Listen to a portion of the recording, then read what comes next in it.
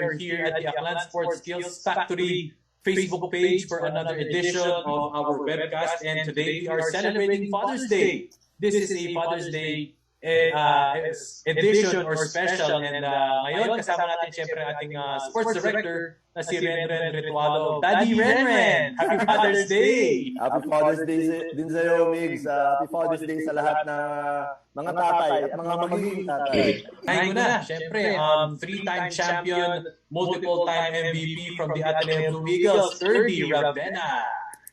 Hello, Migs. Hello, thanks for having me. Hello, thank you. At syempre, ang sumunod nating guest, yung OG, yung nauna kay THIRDY, won multiple championships with the Ateneo Blue Eaglets, with the Blue Eagles, and now with the NX Road Warriors keeper, Ravenas. Hello, Migs! Kuya Ren, kamusta? Maraming salamat sa pag-imbita dito. Happy Father's Day sa inyo lahat. Salamat. THIRDY and Kiefer. At syempre, ang OG of the OG, ang dahilan kung bakit we're witnessing talent, superstar talent right now in the amateurs and the pros. Syempre, Papa Bong, Coach Bong Ravenas. Hello, Migs! Ren, happy Father's Day, Ren. Thank you. Happy Father's Day, Coach. Hello tayo kay Mateo. Hi, Mateo. Say hi, Mateo. Alright. Ang isa sa mga issue na kailangan natin pag-usapin is yung relationship ng parents sa anak.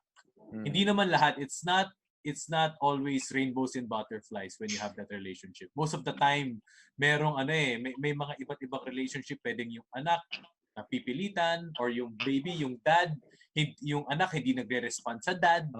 Diba? I mean, may mga ganun. Alam natin yan. Coach Bong, I'm sure you've heard a lot of stories, encountered a lot of stories na ganito po. What is your take on this? Well,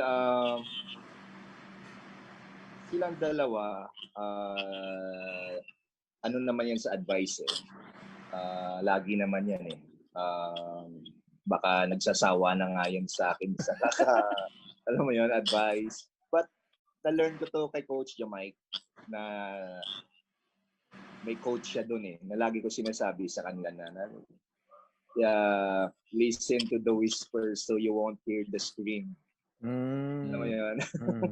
So, lagi ko lang nire-remind lang sa kanila na ganito yon, ganito yung mga sa lahat lang, hindi lang siguro sa basketball nila in their lives. So, every day, andyan lang naman ako lagi.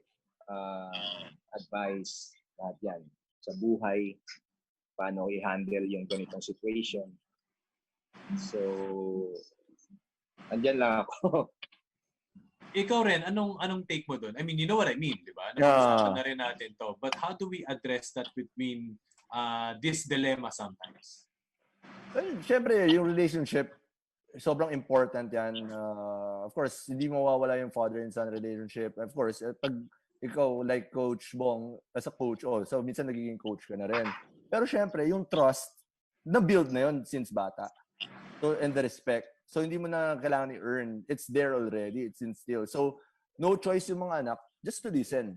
And of course, syempre, sobrang supportive ng parents ngayon. Yung mga parents na kakilala ko, mga fathers, mothers, they're all out support talaga when it comes to training. And of course, to their son or daughters na gustong mag-excel sa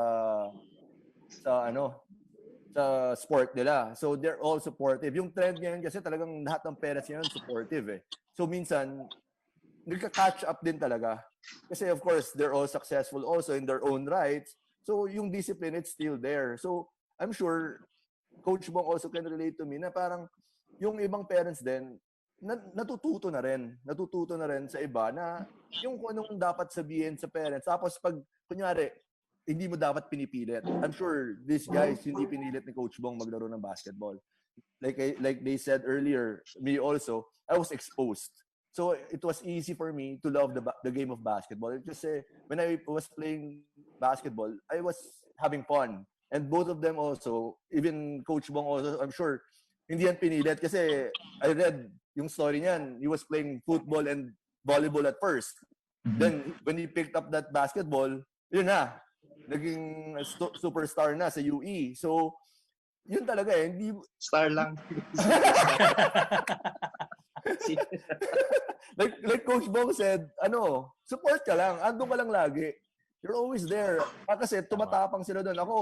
Kaya naman ako makapal na mukha because of my dad. Kasi he's always there na susuportahan niya ako kahit anong mangyari. So, magandang yun. Yun yung naging, for me, parents also, like with my kids, I'm just there to support them. Pero hindi ko sila pinipilit. Pero, syempre, ini-expose ko sila.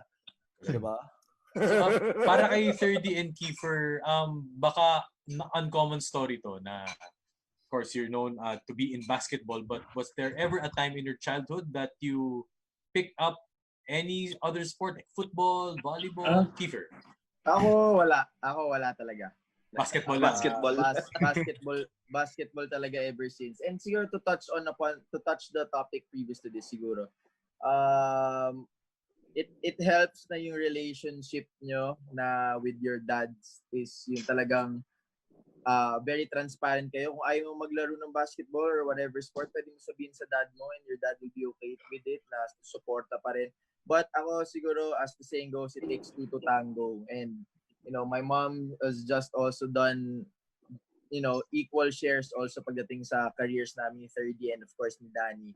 So, silang dalawa din talaga yung big, probably the biggest chunk of our careers in terms of how we are as people and how we are as players when we talk to our coaches, talk to our teammates, face our friends, yung ganun talaga. So silang dalawa din talaga. Malaking bagay if you have a really good and strong relationship, not only with your dad, but also with your mom, na talagang dalawa sila nagtutulungan para, just like what we were fortunate enough to have in the household. Go 30. Sorry, what was the question again? Your thoughts? Do you have any thoughts on that? On the topic maybe, before? Yeah, the father and son relationship. Kung may pilit factor ba? Maybe you've seen that with your teammates. Ganun. Well, ako for me naman, as long as walang pinipilit. Kasi yun yung mahirap nga if you're forcing someone to do something na hindi naman nila gusto gawin. Well, actually, it's gonna be miserable for me. Mas mahirap yung ganun kasi ang hirap gawin yung isang bagay na would require so much effort na hindi mo naman talaga siya gusto gawin. So, yan. As long as wala naman pilitan, everything should be... Ito walang pilitan. Tanong ko kay Coach Bong. Sino pinaka-chick boy sa inyong tatlo? Nako, napanako na. May sasagot po ba yan? Itago na lang natin sa pangalang Wala sumagot, Red. Off the record. Itago na lang natin sa pangalang RR. Anyway, sige. Ren Ritualo yun. Ren Ritualo. Nako, nanonood po ang mga Ritualo family. O Ren, bumalik sa yung tanong. May tanong ako nabasa ko kasi si Kiefer, yung name niya came from your favorite actor, Coach. Diba? Si Kiefer Sutherland. Yung Ferdinand, saan galing yun? Sa'yo? Pangalan ko, Ferdinand ako Junior. Kaya the third. Tapos, eto, may kwento ko dyan Buti na lang talaga nangyari. Tapos, first son ko si Keith. Normally, pag junior ako, ang first son mo, junior na yan, di ba? Nakalimutan ko yun. Nakalimutan ko siya junior. Buti na lang, ang second na lumabas, si Thirdy. And can you imagine ngayon ang pangalan, for example, ang pangalan ni Keith, si Ferdinand Ravenas, the third siya. Hindi ko naman siya, mas kamukha ko si Thirdy. Tapos si Thirdy. Buti na lang eksakto. Kasi si Thirdy, mas kahawig ko Buti na lang. About you, Kiefer and Coach Bong, nag-one-on-one ba kayo before? Or Thirdy, Coach Bong?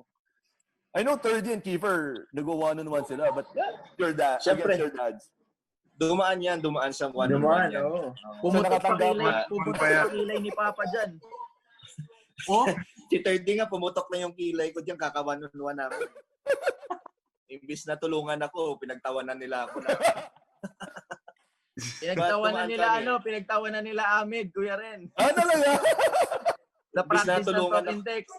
Nakabawi raw sila sa akin eh. Thank you lahat sila sa akin nun eh. Well, lahat yan dumaan. We played one-on-one mula high school yan, mga yan. Hindi naman nananalo sa akin yan. Kaya lang, lumaki na sila eh. Ayun na. Lumaki na eh. At lumakas na. So, medyo tumabi-tabi na ako ng... Nanonood na lang ako. Oo. Actually, that yun, nung alam ko mananalo na ako, ayun ang lumaban eh. Talaga? Okay na. Tumatabi na rin eh. Si Kiefer and Thirdy, alam ko nagwa-one-on-one sila and that's very good playing against each other kasi alam natin they're both competitive. Siyempre, hindi nyo may iwasan tong tanong na to. Sino nanalo the last time na nagwa-one-on-one kayo? Siya? Oh, 30. We really be so competitive to the point na talagang nagtutulak kami tapos nalalaglag talaga kami na talagang tulakan talaga. The last time na nanonood sila Alaysa dito sa gilid, nanonood lang ako po sa monoblock. Umikot ako tapos tinamaan ko si Thirdy ng siko tapos tinulak niya ako. Nalaglagan ko pa si Alaysa sa monoblock tapos nalaglag si Alaysa sa monoblock. As in, ganun ka competitive talaga. As in, one-on-one lang yan. Wala pang pusta. May collateral damage pala dyan Yung mga nasasaktan Kaya mahirap kasi parang syempre bawat isa sa amin ay magpatalo and it also gets to show na ganun din kami talaga pinalaki kahit paano very hostile environment dito sa bahay, sobrang competitive ng lahat ng tao so hindi ka pwedeng sabi nga palagi ni Papa, hindi ka pwedeng totongo-tongo dito sa bahay kasi talagang ka talaga, mapapag-iwanan ka. So, lumaki kaming ganun. So, when time comes na talagang maging yung competition papasok, innate na sa amin. Kumbaga, hindi na sa amin kailangan i-puwersa na yung will to win. Hindi na sa amin kailangan mahanap yun kasi nandun na talaga simula nung bata pa kami kahit nagawa naman lang sa garahe. Matatapos pa yung career namin Survival dito sa bahay. Kailangan medyo matapang ka, malakas ang loob mo. Hindi ka pwedeng makabuli. Doon pala nanggagaling yun, di ba? Kaya natin nakikita yung excellence ng mga Ravenas, di ba? Thirdy, are you there? Thirdy, are you there? Alright, sige. So now we're talking about competitive nature, di ba? Can you tell us stories also like what Coach Bong Kiefer said? About being competitive? Yes, competitive. Well, ako for me, actually, tama nga sinabi ni Manong, it actually starts in the household. Na talagang, if you're in an environment na, kumbaga, competitive yung mga tao when it comes to like, the tiniest things. Kahit siguro yung mga family games, magbo-bowling kami as a family. Diba? Dapat katuwaan na lang yun. Nag-end up, pikunan pa. So, ganun talaga yung environment. So, developer namin siya actually turned out good to us, especially when it came to big games. Talaga, normal na yung kumbaga, pagiging competitive mo, hindi mo na kailangan i-motivate yung sarili mo, hindi mo na kailangan ipilit ang parents mo na yung situation mo ngayon na big games or whatever. So, yeah, I think it actually started in the household. That's where we actually got it.